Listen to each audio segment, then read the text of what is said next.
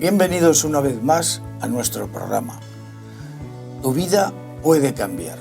Vamos a hablar hoy acerca de un tema que seguramente os va a gustar muchísimo. Tiene un título muy sugestivo. Se titula El amor. Y para hablarnos de eso tenemos aquí a Juan Surroca. Juan, bienvenido. Muchas gracias por poder estar con vosotros y un saludo a todos los espectadores. Muy bien, nosotros también estamos encantados de tenerle aquí con nosotros. Él, como sabéis, es licenciado en Teología. Y digo sabéis porque seguro que muchos de vosotros la habéis visto en algún programa anterior.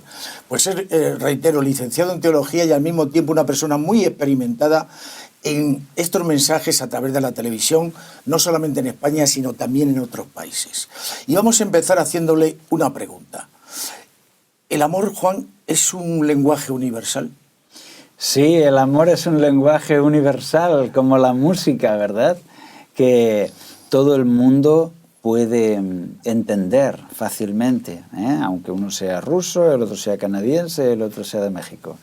El amor es un lenguaje universal y es algo que Dios ha puesto en el corazón de todos nosotros. Se suponía que íbamos a vivir con ese lema, con esa carta magna del amor como bandera de nuestra vida, ¿verdad? Y Dios tiene el objetivo de que siga siendo así. Hay una historia muy bonita de lo que sucedió en un país cuando había guerra y había escasez de alimentos. El padre llegó a la casa y trajo en una bolsa 5 naranjas. De manera que le dio una a la mamá y una naranja a cada hijo, porque tenía 4 hijos. De manera que al día siguiente les digo, me voy a trabajar, pero cuando vuelva quiero saber qué habéis hecho con vuestra naranja. Y cuando volvió a la noche, los niños pues le dijeron, pues la mamá se ha comido media naranja y le ha dado media al hermanito pequeño. ¿Y qué ha hecho el hermanito pequeño con su naranja? Pues se la ha comido entera y se ha comido la media de la mamá. Eso es lo que ha hecho, ¿no? Vaya.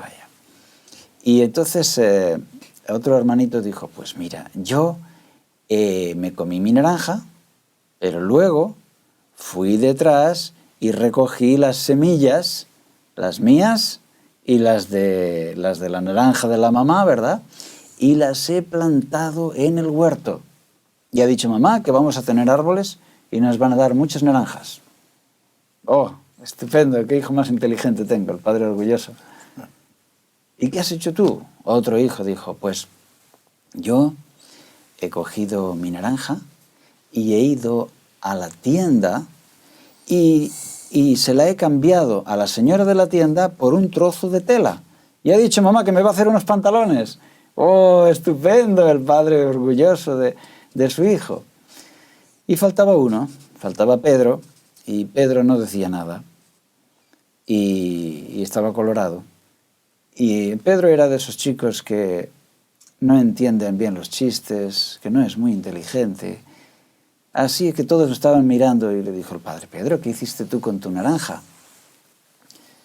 Y él, apurado, dijo, pues yo, verás, mi amigo Arturo, pues no viene al colegio porque está enfermo. Y dijo la maestra que si tuviéramos suficiente comida, Arturo no estaría enfermo. Que si tuviéramos suficientes frutas, pues tendría buena salud. Así es que cuando vi mi naranja, pues fui a casa de mi amigo Arturo. Y él estaba en la cama y cuando le di la naranja, él se la comió deprisa. Y ahí se hizo el silencio. Y el padre le dijo a los chicos, ¿qué os parece? ¿Quién hizo mejor? Y todos dijeron, Pedro hizo mejor. Pedro hizo mejor. ¿Por qué? Pues porque Pedro había sacado el amor a los demás, un amor, podríamos decir, sin condiciones, un amor exento de egoísmo. Él podía comer la naranja o podía comerciar con ella, pero él pensó en la necesidad del otro, pensó que el otro estaba en una crisis, en una situación dura y que eso podía ayudarle. y era su amigo, así es que hizo aquello por él, ¿verdad? Y eso es lo que espera Dios de todos nosotros. Al final, lo que espera Dios con el Evangelio es que nosotros seamos así.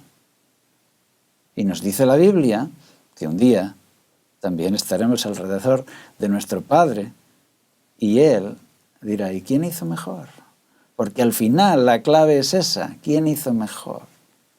No quién sabía más teología, o quién era de la iglesia más potente, o qué grande era la catedral, o si sabía teología. Al final lo importante es eso, quién hizo mejor, quién aprendió de Jesús, quién fue discípulo de Jesús de verdad. Y eso lo entiende todo el mundo, hasta los niños. Los niños entienden bien, perdonar, amar, compartir, la esencia del Evangelio.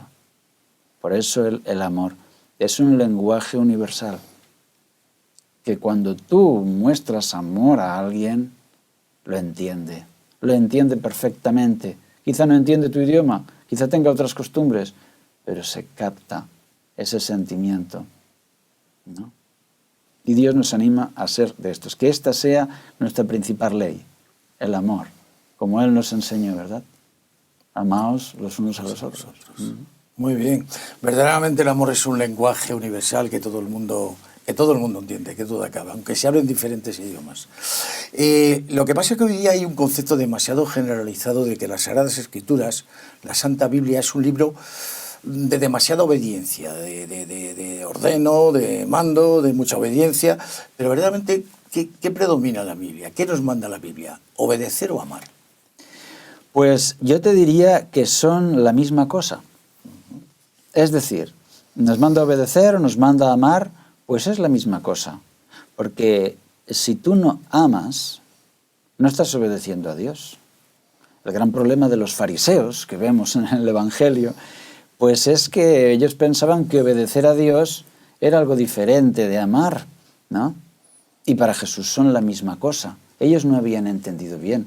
Es curioso, pero un fariseo, guiado por sus reglamentos, si en el día de sábado venía un pobre a pedirle, él no le iba a alargar un trozo de pan, sino que iba a esperar que el pobre alargara la mano y fuera él el que cruzara el umbral de la puerta. ¿Sabes por qué? Porque decía el Talmud, uno de sus reglamentos decía que no se puede llevar cargas en sábado, no se puede transportar cosas. Y entonces habían estipulado que el marco de la puerta era un lugar que no se podía atravesar con cargas, ni el marco de la puerta ni la puerta de la ciudad. Entonces lo hacían para que no entraras leña, para que no entraras un saco, etcétera, etcétera. Por lo tanto, cuando un fariseo le ofrecía el pan al pobre, tenía que ser el pobre el que cogiera el pan y él atravesara el marco de la puerta. Así el fariseo piensa, se condena a él, pero yo no. Es decir, no estaba pensando en que él tiene hambre y voy a ayudarle con un trozo de pan. No, él estaba pensando en ese reglamento, en ese extraño concepto de obediencia. Podríamos decir, en ese concepto blasfemo de obediencia, aberrante de obediencia que ellos tenían, ¿no? Una vida basada en reglamento, pero no una vida basada en amor. Sin embargo, para Jesús son la misma cosa. Obedecer es amar. Y amar es obedecer. Y hay un texto muy bonito que habla de esto, que es en el Evangelio de Juan, capítulo 14. Si quieres leerlo, por favor. Claro que sí. Juan 14, 34. Donde Jesús nos habla de mandamientos, pero nos dice que precisamente ese mandamiento es que nos amemos. Juan 14, 34. Perdona, a ver, Juan 14... Perdón, Juan 13. Juan capítulo 13, versículo 34. 13, 34. Que nos dice lo siguiente: un mandamiento nuevo os doy, que os améis unos a otros, que os améis así como yo os he amado. Un hermoso versículo. De manera que Él nos da un mandamiento, pero ¿cuál es ese mandamiento? Que nos amemos unos a otros. Por eso, no solo el lenguaje universal, sino que es algo sagrado. El amor es algo sagrado. ¿Por qué? ¿Qué cosas son sagradas? Son sagradas aquellas cosas muy importantes para la religión. Las consideramos sagradas porque son de Dios, son muy especiales. Pues el amor es algo sagrado. No se puede obviar, no se puede olvidar, no se puede trivializar, no se le puede dar poca importancia. El amor es sagrado, muy importante, muy importante. En la tradición, tradición estamos acostumbrados a hacer sagrados ciertos objetos. Pero el Dios de la Biblia no quiere que haya ahora estos objetos sagrados. Los sagrados no son los objetos. Lo sagrado es que comprendas, que tú entiendas. Eso es sagrado, porque eso va a hacer el cambio, eso va a ser la clave para que tú vivas de una forma o de otra, tu corazón sea de una forma o de otra, para que seas salvo o no lo seas. Por eso el amor es muy sagrado. Muy bien. Acabas de comentar que va muy relacionado el amar con el mandamiento del Señor, ¿no? El Señor nos manda amar. Pero ¿se podría traducir esto como una orden? ¿El amor puede ser una orden? Pues es curioso, ¿verdad? Queda raro si a uno le mandan que ame y se lo ordenan. Te ordeno que ames. Y dices, pues, hombre, claro, es raro, ¿verdad? Es más fácil que te ordenen barrer la casa, que te ordenen trabajo, pues te lo ordenan y tú lo haces. Pero ¿se te puede ordenar, mandar que ames? Claro, es que, perdóname, Juan, es que el amar es algo que no se te puede ordenar, pienso yo, tú lo vas a explicar ahora muy bien, pero no se te puede mandar, tú tienes que amar. Es algo que emana de ti, algo que emana. ¿No? Interesante, ¿verdad? Emana, ¿verdad? Una cosa está clara, amar no lo podremos hacer a la fuerza. Claro. Es imposible, nadie puede amar a la fuerza porque le obligan, no, o amas o no amas. Es algo que está así en nuestra mente y en nuestro corazón, ¿verdad? Cuando uno ama, ama. Y es un sentimiento fuerte y puro que no puedes hacerlo porque te están obligando. No, cualquier otra cosa puedes hacer porque te obligan, ¿verdad? Pero amar no. Sin embargo, Dios en la Biblia nos manda que amemos. ¿Por qué? Pues esa es la clave, entender el por qué. Cuando a mí me manda Dios que ame, no puedo hacerlo porque me lo ha mandado, por obligación, por supuesto. No lo voy a hacer por obligación. Pero el hecho de que me manda que ame, me produce a mí una sacudida. Es decir, mis esquemas son puestos a prueba. Me manda que ame y yo no amo. Bueno, ¿y por qué no amo? ¿Qué es lo que está pasando? Y entonces tienes que arreglar el problema para amar. Y el resultado final es que tú estás amando, has obedecido. Y has obedecido lo que te han mandado. Pero no directamente, tú no puedes hacerlo así, amar porque te lo mandan, sino que el hecho de que te lo manden, Dios, te hace revisar tus esquemas, tus sentimientos, y te hace cambiar todo lo que haya que cambiar aquí dentro. Y cuando cambia el corazón, entonces tú amas de una forma natural y sincera. ¿Se podría decir, Juan, que estamos aprendiendo a amar? Lo que estamos haciendo es aprender a amar a través del ejemplo que vemos, de los conocimientos. Por supuesto. Y ahí el ejemplo maravilloso es Jesucristo. Claro. Él sí que pudo amar a todas las personas, ¿verdad?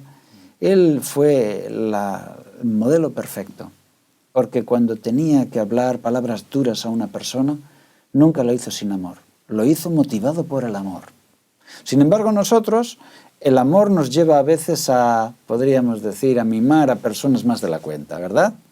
Y podemos llegar a tener niños malcriados, personas consentidas, no somos justos a veces porque amamos más aquí que allá. Sin embargo, él tuvo el amor perfecto tal como se ve su vida y sus palabras en el Evangelio. Cuando tenía que decir una verdad y enfrentar a alguien, le enfrentaba con amor, pero le enfrentaba de forma clara, no le permitía que esa persona se corrompa, ¿verdad? Y nunca fue egoísta, ese amor le permitió tener acceso a todos y hacerles bien. Él es, desde luego, el ejemplo supremo. el ejemplo que todos nosotros estamos llamados a seguir. Es una buena pregunta que nos podemos hacer. ¿Qué haría Jesús ahora? Cuando algo pasa, ¿no? ¿Qué haría Jesús ahora? Y eso nos inspira. Rápidamente, ¡boom!, nos lleva la mente a otro espacio, ¿verdad?, en el cual, ¿qué haría Jesús? Jesús, con su talante, con su personalidad pura, exenta de egoísmo, pues, seguramente haría esto, seguramente diría esto, y eso nos inspira y nos hace actuar mucho mejor de lo que haríamos por nuestro propio criterio, sin esa reflexión, ¿verdad? Así que invito a todos los espectadores a que cuando atravesamos cualquier tipo de crisis, ¿verdad?, en nuestro estado de ánimo, nos hagamos esta pregunta: ¿qué haría Jesús ahora? Y esa va a ser una guía muy interesante. ¿Qué diría Jesús ahora? Seguro que no haría nada malo, ni diría nada malo. Encontraría la forma. Muy bien, Juan, porque cuando conocemos a Jesús vamos creciendo en Él. No vamos un poco en la línea que decía Pablo, ¿no? Ya no vivo yo, sino que vive Cristo en mí. Ese es el ideal, no dejar de ser el hombre que somos, ese hombre condicionado por el pecado, y ponemos como ejemplo a Jesús y nos queremos parecer cada vez más a Él. Así es. Hasta poder llegar a ya no vivo yo, sino que vive Cristo en mí. Y esto nos lleva, yo creo, a ayudarnos en nuestra salvación, ¿verdad? Así es. Por eso tiene tanto sentido que el amor sea una orden. Que no es cualquier cosa, que no es un consejo, que no es una opción. No, no, no. Él nos manda, amaros. Es así como se vive. Es así como se debe vivir. Lo demás es una perversión egoísta, fría, centrada en sí mismo, que no nos trae en realidad la felicidad, ¿verdad?, sino una especie de lucha por la existencia, una especie de selección natural, una especie de guerra con los demás. No, no. Ahí está la orden de Dios. Amaos. Os doy un nuevo mandamiento. Amaos. Como yo os he amado a vosotros, así amaos los unos a los otros. Yo pienso que es de gran sabiduría que Dios nos haya dado esta orden, que no es cualquier cosa, es lo que Él espera de cada uno de los que siguen a Jesús. Muy bien. Te comentaba antes a Pablo, y es que Pablo, no sé, tiene muchas reflexiones con respecto a este tema. Yo recuerdo cuando él dice: podéis hacer muchas cosas, pero si no amáis, seréis como un címbalo, ¿no? O sea, como algo que retiñe, que realmente no es genuino, no es auténtico. Podemos hacer muchas cosas, pero si no las hacemos con amor, verdaderamente no son muy significativas, no significan nada, ¿verdad? Así es. Ahí están esas bellas palabras de Primera de Corintios, capítulo 13, ¿verdad?, que escuchamos muchas veces en las bodas también. En las bodas, efectivamente. Sí, así es. Yo puedo hacer grandes hazañas. Si no tengo amor, no soy nada, no tiene valor. Es así como Dios ve las cosas. Muy bien. Esto nos puede llevar a hacer otra pregunta. Sin amor no hay salvación. Pues es una frase audaz, ¿verdad? Esto de sin amor no hay salvación. Efectivamente, yo creo en eso.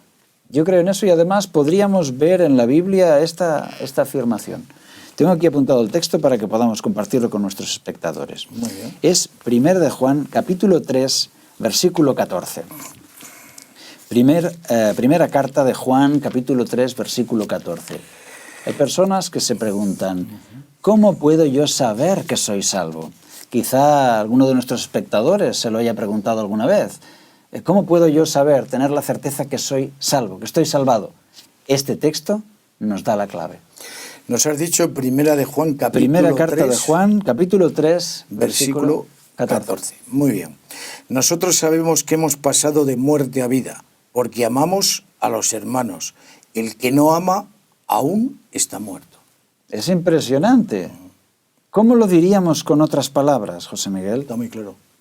¿Quieres, por favor, leerlo de nuevo? Sí, sí.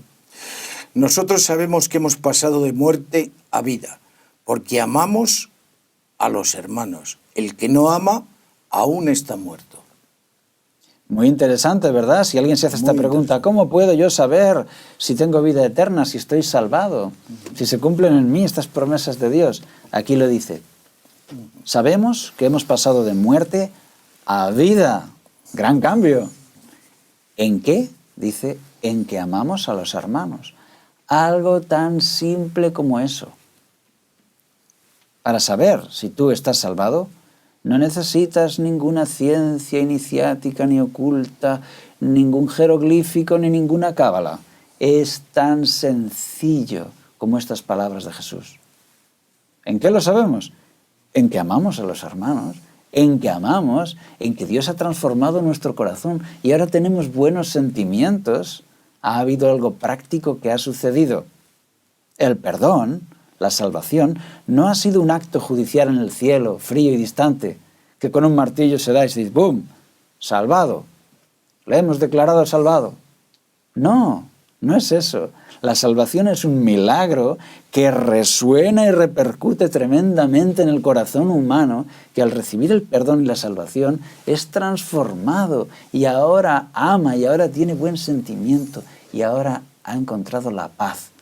Y eso fructifica en buenas obras allá donde va. Esa es la persona salvada. Y por otro lado, está diciendo también el aspecto contrario. El que no ama, no ha conocido a Dios, está muerto todavía.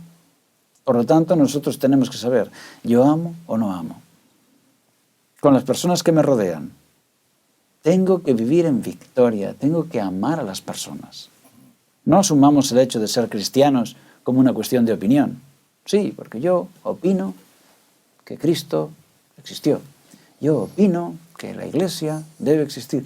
No es una cuestión de opiniones ser cristiano. Es una cuestión de hechos, una cuestión de experiencia, de realidad. Por lo tanto, ese texto me sacude cada vez que lo leo y me anima a una experiencia más profunda. Y si algo tengo que corregir, lo corrijo, porque a veces uno puede ser incluso un predicador o un cristiano activo y no darse cuenta de sus deficiencias, ¿verdad? Como aquel que sale sin afeitar. A veces me ha pasado, salgo sin afeitar y alguien tiene que decirme, oye, que no te has afeitado, porque yo no me veo y a veces se me pasa, ¿verdad? Se cuenta que hubo un general que, pasando revista a sus tropas, pues estaba mirando que todos estaban uniformados, perfectos, hasta el último botón, la gorra, todo, y descubrió allá uno que tenía el botón desabrochado y estaba rompiendo el reglamento con eso. Así que furioso fue para allá, le puso su cara enfrente de la del soldado, el soldado temblando allí, y le dijo, «Soldado, abroche ese botón». Y el soldado abrochó el botón del general, que lo tenía desabrochado y no se había dado cuenta. Qué situación más tensa, ¿verdad? Él no se había dado cuenta que tenía el mismo problema reglamentario, podríamos decir. Y así somos las personas. Necesitamos darnos cuenta de cosas que no vemos, ¿verdad? Por eso estos textos bíblicos, con la ayuda del Espíritu Santo, nos sacuden y nos empujan a una experiencia más profunda, más real, más feliz, a fin de cuentas. Muy bien, Juan. Muy interesante. Como hemos dicho, tú eres licenciado en teología y has realizado funciones como pastor y has predicado, y mucho. ¿Se puede decir que el amor es la mejor forma de predicación? Por supuesto, porque además es la clave que da Jesús para que su evangelio pueda llegar a todos. Las personas pueden rechazar argumentos. Tú puedes explicar, razonar, pero pueden pensar de otra manera, pueden rechazar tus argumentos. Pero el amor no lo van a rechazar. El amor lo reciben y se dan cuenta de que ahí está ese amor. Es un argumento incontestable. Tú amas y nadie puede decir lo contrario.